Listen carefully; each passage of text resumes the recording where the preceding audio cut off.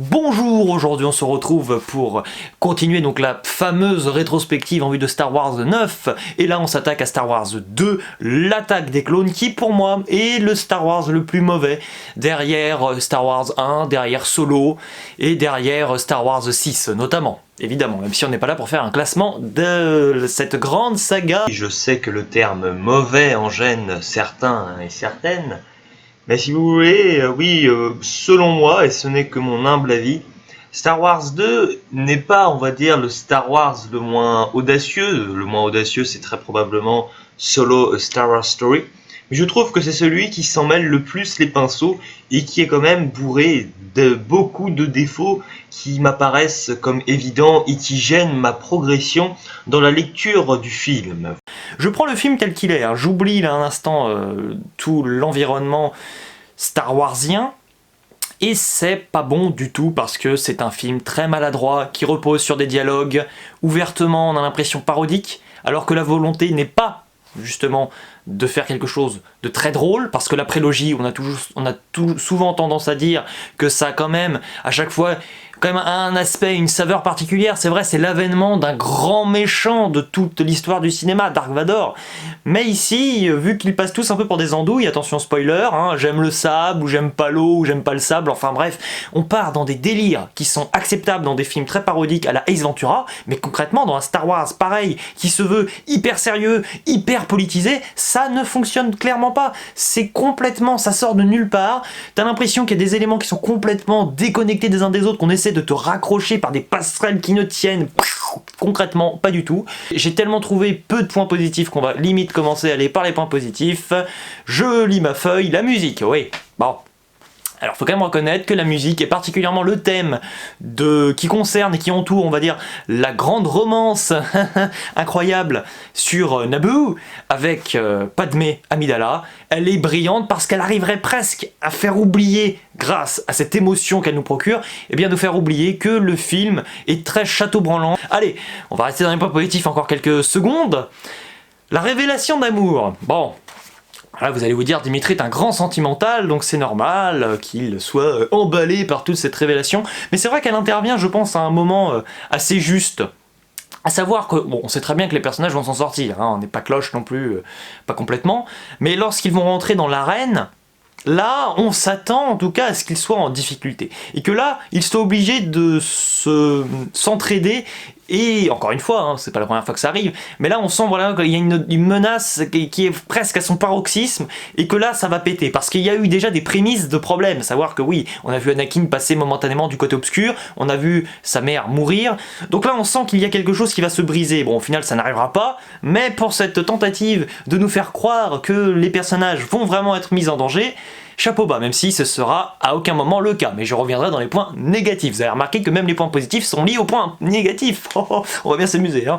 Et le dernier point positif, c'est tout simplement l'humour, qui est alors complètement débile, mais qui fonctionne parce que là, pourquoi? Eh bien, ça concerne des personnages qui sont pas bêtes, mais qui sont ouvertement comiques, qui ont une essence qui ne consiste presque, entre guillemets, qu'à être comique, à savoir C3PO, avec l'histoire là qui devient un soldat, avec R2D2 et l'alchimie qui fonctionne encore et toujours, même si un peu plus effacée que d'habitude. Et là on entre tout de suite dans les points négatifs, c'est que justement cette relation, elle est très sympa, mais on l'a déjà eue. Et on l'a eu continuellement dans la trilogie originale. Et c'est là qu'intervient pour moi le problème, c'est que c'est trop fidèle à Star Wars 4. On a exactement la même scène de lâcher prise, enfin de lancer magistral qui était extraordinaire et juste, c'était une prouesse technique à l'époque parce que c'était hyper dangereux pour Mark Hamill et Carrie Fisher. Et ici donc on a Nathalie Portman et un type qu'ils ont trouvé...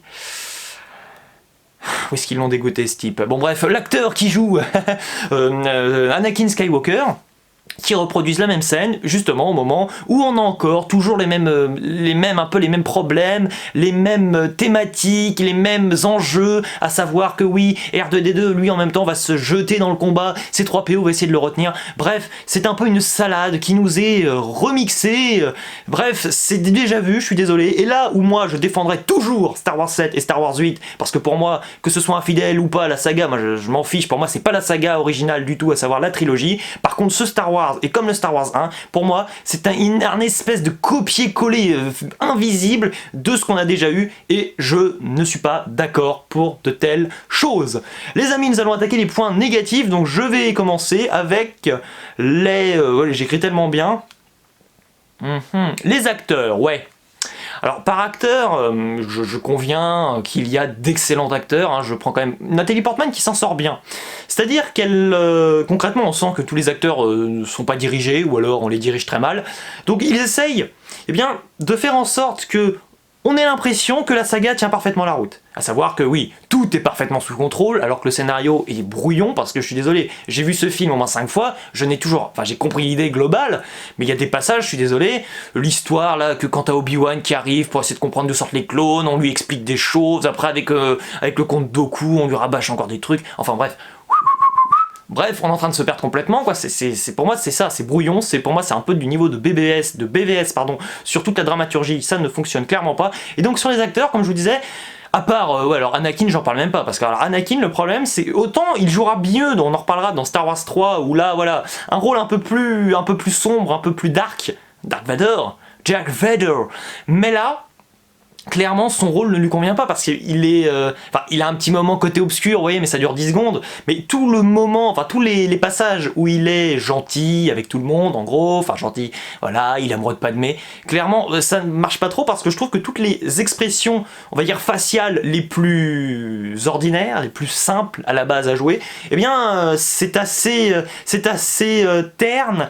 Tout est un peu exagéré. T'as l'impression qu'il est obligé, il se sent un peu obligé d'exagérer et d'amplifier une situation et une expression qu'il a lui-même pour essayer de te vérifier et être sûr que toi en tant que spectateur tu as à peu près compris ce qu'il voulait te faire, ce qu'il voulait te transmettre. Donc pour moi cet acteur n'est pas brillant, je suis désolé, il le sera davantage dans Star Wars 3, mais encore une fois c'est une autre histoire. Ensuite Evan McEvoy a un rôle vraiment râlé pas crête, mais voilà, il arrive à rendre son personnage assez crédible malgré tout, ce qui est assez paradoxal, et Nathalie Portman comme je vous dis excellent.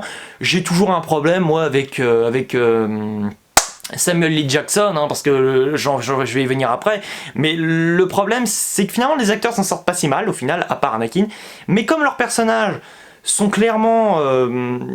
c'est pas grave qu'un personnage soit bête dans une saga, le problème c'est que là comme ils sont tous débiles, plus ou moins les gentils, ça rend l'ascension et la manipulation et tout le cheminement du plan de Palpatine un peu moindre. Parce que c'est quand même beaucoup plus prestigieux d'anéantir, mais de réussir à berner des personnes intelligentes que tout simplement un ordre des Jedi qui est un peu...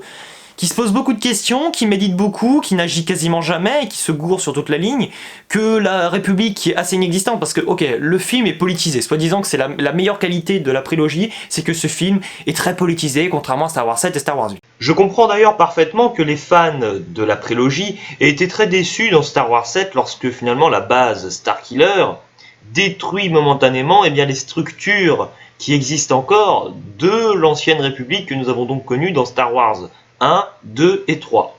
Pour moi, ça marque justement cette démarche, quand même, dans Star Wars 7 et Star Wars 8, d'instaurer des principes politiques, surtout dans le 8, par rapport à la guerre, à la gestion des armes, et oui, peut-être un aspect du coup forcément un peu plus militaire derrière tout cela, mais tout en détruisant finalement pour moi toute une organisation politique qui n'arrivait pas vraiment, mis à part dans Star Wars 3, quand même, dans Star Wars 1 et Star Wars 2, je trouve que tout cela n'est pas très crédible et que le Sénat est assez vide. Je trouve que la politique est rendue assez compliquée dans sa dramaturgie, mais lorsque nous faisons face, si vous voulez, à des personnages politiques, frontalement dans les films, alors là, au contraire, ça nous paraît toujours un peu trop simple. Et c'est ce paradoxe qui, je vous avoue, me perd un peu, puisque je ne comprends plus vraiment la démarche de Star Wars 1 et Star Wars 2. Alors, ok, il n'y a pas beaucoup de politique dans Star Wars 7 et Star Wars 8, je préfère clairement qu'il n'y en ait pas, parce que moi, tout ce que je vois, je suis désolé, mais même, apparemment, Palpatine, qui est un personnage incroyable, là, ça cabotine.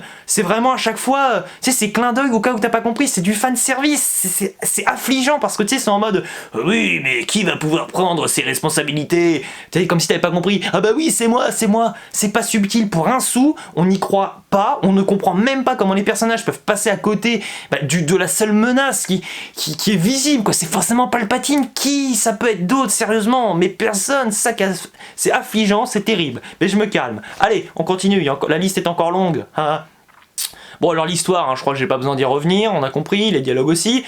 Ah oui, alors un truc marrant, ça rejoint un problème de Star Wars 1. Je vous avais expliqué dans Star Wars 1, pour moi je trouve ça complètement débile qu'il y ait à ce point-là, sur Tatooine, un manque profond d'enjeu, enfin en tout cas d'opposition. C'est-à-dire que pour moi, ils arrivent parce que leur vaisseau malheureusement est endommagé, il leur faut une pièce pour repartir, blablabla.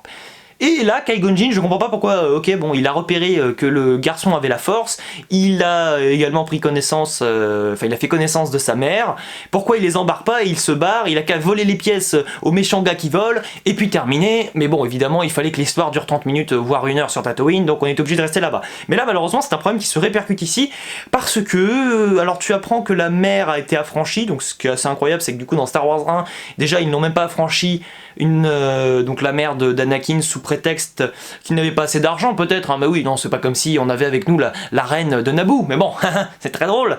Enfin bref, vous avez compris. Et pourquoi juste on l'enlève pas de force, c'est-à-dire, et on ne l'arrache pas aux mains des esclavagistes. Et là, bon, on apprend qu'elle est affranchie, ça paraît déjà un peu bizarre, je vous avoue que déjà j'ai tiqué à ce moment-là, je me suis dit, ok, alors Qui-Gon Jinn passe encore plus pour un débile que ce n'était le cas dans Star Wars 1, bravo, je sais pas comment c'est possible, mais c'est le cas. Donc super, et d'ailleurs oui, j'y viens, mais la différence d'âge entre Anakin et puis Padmé dans Star Wars 1 a été quand même raccourcie là dans Star Wars 2. Enfin, je suis désolé de vous le dire, mais c'est quand même aussi un peu... bon, ça laisse un peu à désirer tout ça. Ah oui, alors Jar Jar Binks, j'ai trouvé ça aussi très drôle parce que, pour vous montrer donc à quel point les personnages gentils sont complètement cloches, Jar Jar Binks, le gars le plus débile de toute la planète, il l'embauche en gros pour remplacer enfin c'est plus la reine du coup d'ailleurs, attention, pas de lapsus, la sénatrice Amidala au Sénat, et en plus ce qui est marrant c'est que c'est lui qui va conduire en gros au sacre ultime de Palpatine. Donc c'est un peu particulier, enfin quel est le but de ce passage? Nous faire montrer que Jar Jar Binks c'est tellement un abruti que c'est lui qui va mener à l'avènement de Dark Sidious. Avoir pris conscience que dans Star Wars 1 il était complètement ridicule, du coup là voilà on essaie vraiment de jouer sur cette carte où le personnage est complètement à côté de ses pompes. Moi c'est un personnage que je suis désolé, même si j'attache quand même beaucoup d'importance à la continuité de manière générale dans les sagas, mais là pour le coup c'est le personnage que j'aurais aimé ne pas revoir, même si ça dure seulement 10 secondes, vu que tout ce qu'il va engendrer est assez catastrophique par la suite et qu'il y a vraiment des conséquences à tous, enfin aux peu de choses qu'on le voit faire. C'est un peu... c'est très problématique quand même, hein. Enfin bon. Voilà, alors maintenant, oui, la question que j'ai notée, pourquoi attendre, donc par rapport aux Jedi, hein, pourquoi les Jedi attendent 3 heures, on va dire, allez, avant d'aller aider Obi-Wan? Ils ont vu l'hologramme où Obi-Wan est en difficulté, il est sur le point peut-être de résoudre peut-être l'enjeu le plus important, l'enjeu majeur de l'ordre des Jedi, qui vont peut-être enfin mettre la main sur les Sith, leurs grands adversaires. Et non, ils sont en train de méditer. Alors je comprends qu'ils... Enfin, même pas je comprends, pour moi ils doivent tous se barrer tout de suite, le sauver. Là en gros, ils attendent juste le moment où, voilà, il va y avoir l'exécution soi-disant dans l'arène, et on arrive à ce moment-là seulement. Ok, d'ailleurs ce qui est très drôle c'est que c'est un peu bizarre, c'est qu'en gros une exécution de la sorte avec une femme politique, 2 Jedi accomplis, tu fais ça devant tout le monde, ça devrait être, normalement la mort devrait être ici, l'exécution devrait être un peu plus privée, un peu moins publique.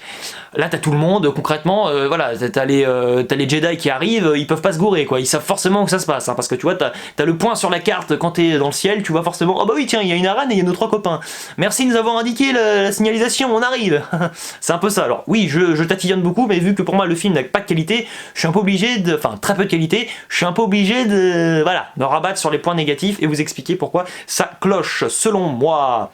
Les fonds verts, alors oui, j'avais dit dans le débat, que j'ai trouvé d'ailleurs très réussi, avec, sur la chaîne pardon, de Nico Ciné, avec forcément Nico Ciné, avec Jude Melon, avec Peggy, la 7ème théorie, que nous avions fait tous ensemble, d'ailleurs je vous invite à le regarder, et j'avais dit que je ne voyais jamais les fonds verts. Je ne vois jamais les fonds verts, c'est vrai que apparemment il y en a beaucoup dans Avengers 3 et Infinity War. Moi j'avoue que je passe à côté, je vois pas. Mais alors là, par contre, dans Star Wars 2, alors c'est le début de la technologie, je ne vais pas faire mon rabat-joie, mais le problème en soi, ce n'est pas vraiment le numérique. il est bien réussi, il est beau même, enfin, esthétiquement il n'y a rien à redire. Si ce n'est les combinaisons entre les personnages, à savoir que l'espace est très mal géré. Nathalie Portman, concrètement, on sent très bien qu'elle ne sait pas comment elle doit réagir lorsqu'elle est dans la sorte d'usine là, productive, là où on a plein de robots qui sortent dans tous les sens. C'est vraiment, tu vois, je me jette à 3 mètres du machin, mais comme je vois que dalle, on sent que les acteurs sont complètement perdus, c'est ça qui est un peu gênant. Après, les scènes, on va dire, voilà, qui mêlent un peu numérique et les combats de Jedi, là où ça pêche pour moi, c'est que on a l'impression qu'à chaque fois il y a trop d'écart, il y a une déconnexion totale entre ce qu'on voit et ce qui devra arriver. À savoir, vous voyez, t'as un Jedi, t'as 2 Jedi qui sont peut-être à côté, t'as envie de te dire, ben rapprochez-vous pour essayer de, voilà, que l'union fasse la force, mais t'as chaque personnage qui se débrouille un peu tout seul dans son coin, alors qu'ils sont juste à côté, t'as des méchants qui pourraient tuer 10 fois les gentils et inversement, mais ça ne se passe pas pour que le combat s'éternise un peu. Donc problème d'espace, il y a quelque chose qui est assez affligeant et qui cloche quand même, et aussi le problème du numérique, c'est que c'est une démonstration. C'est une démonstration à l'image de Man of Steel. Le problème c'est qu'on en perd même la compréhension. On ne comprend plus vraiment systématiquement qui est gentil, qui est méchant. Et à partir du moment où tu as perdu un clivage, une dualité qui est importante dans Star Wars, bah, je crois que tu as un peu perdu le spectateur, parce que tu as perdu l'enjeu majeur du combat, quoi. C'est terrible à dire, mais c'est le cas. Voilà, c'est pour ça que je trouve d'ailleurs que ce film est vraiment très transitoire, et qu'il ne dépasse pas cette fonction d'ailleurs entre Star Wars 1 et Star Wars 3, et c'est pour ça d'ailleurs que je considère que cette prélogie Star Wars, eh bien, ne devrait pas être une trilogie, mais plutôt eh bien 2 films, hein, tout simplement. Je ne vais pas faire mon rabat-joie, mais moi je condenserai un peu plus Star Wars 1 et Star Wars 2, et après oui, je ferai bien mon film à part, Star Wars 3. Mais bon, je ne suis pas George Lucas ou même personne, donc je ne suis pas là pour dire ce qu'il faut faire, pas faire. Mais bon, ce n'est que mon humble avis. Et R2D2 qui vole. Alors bon, oui, quel est le problème? Pourquoi R2D2 qui vole est un problème? Eh bien, je vous explique tout de suite. R2D2 là se comporte comme Iron Man. J'aime beaucoup Iron Man, pas de problème. Mais la particularité d'R2D2, et c'est ce qui fait son charme, c'est que c'est le personnage le plus important de la saga, que vous le vouliez ou non, parce qu'au final, eh bien c'est lui qui va permettre, qui va garantir de manière très intelligente, de manière très implicite, quoique non explicite pour le coup, mais les possibilités des personnages à se sortir de situations périlleuses, évidemment, voilà. Oh, on a besoin de désactiver la porte, on a besoin de la réactiver, on a besoin de ci, on a besoin de ça, R2D2 est toujours là, hurrah. D'ailleurs, il y a une blague assez déplacée, je trouve, de l'acteur que j'adore, donc, qui joue Anakin, qui dit un moment à Padmé, t'inquiète pas, il y a R2D2 avec nous. Voilà, moi je trouve ça un peu déplacé parce que tu peux faire ce genre de blague si ton personnage est aussi réussi que R2D2, ce qui n'est pas le cas. Même si R2D2, donc je reste bien sur ce personnage, n'est déjà pas très bon dans celui-là. C'est même, à mon avis, cet épisode où il est le plus mal géré. Parce que du coup, bon, alors il se retrouve à voler, à faire des pirouettes dans tous les sens, mais on en perd l'essence du personnage. Alors oui, c'est important qu'un personnage évolue, mais là le problème, c'est aussi la force et la limite de la prélogie, c'est que ça se passe avant la trilogie. Et tout ce qu'il fait là, il ne le refera jamais plus tard. Vous voyez où est le problème et le paradoxe? Il y a un problème de continuité. Alors oui, je fais mon rabat-joie parce que les retours dans le passé, à chaque fois, forcément, quand tu fais une ellipse après temporelle, il y a toujours des choses qui vont clocher. Surtout que là, en plus, eh bien, c'est vraiment la trilogie qui est sortie avant au cinéma, la prélogie. Et le truc qui m'agace particulièrement à la fin, c'est que le personnage de Padmé, concrètement, c'est un Jedi ou quoi? Parce que, excusez-moi du peu, hein, mais elle arrive à affronter de manière très physique plein de monstres, plein de bêtes, même limite en les achevant. Elle se retrouve au milieu de Jedi. Mais comment elle peut s'en sortir? C'est juste impossible, je suis désolé. Alors oui, Star Wars fait appel au rêve, à tout ce que vous voulez, bien sûr. Oh oui, tu cherches trop la logique, peut-être. Mais excusez-moi, mais là, c'est quand même... Ça manque de crédibilité, si vous voulez, parce qu'on n'a jamais dit que Padmé avait la force. C'est clair. Alors, bon...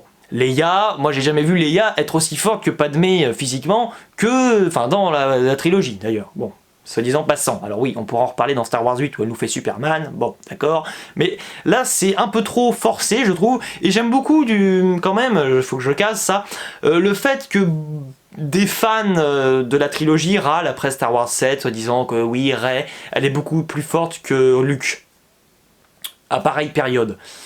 Alors, faudrait savoir, déjà, est-ce que on veut faire un copier-coller de Star Wars 7, enfin de Star Wars 4, je veux dire, avec Star Wars 7, parce que les gens râlent pour ça, et quand les parcours de personnages sont différents, on râle aussi. Donc, autrement dit, Star Wars 7 n'aura jamais pu plaire à une certaine communauté de Star Wars, excusez-moi de vous le dire. Et là, les gens en général, moi j'entends personne à chaque fois dire que Padmé, pour moi, elle est juste hyper balèze. Pour moi, c'est peut-être le problème en fin de métrage le plus redoutable. Parce que pour moi, c'est bête à dire, mais c'est un peu le syndrome Ewoks.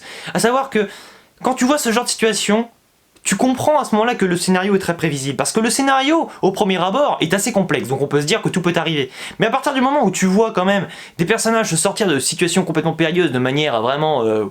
paillettes, c'est magique. Là, là, on n'y est plus. Ça fonctionne dans les dessins animés, dans les films d'animation.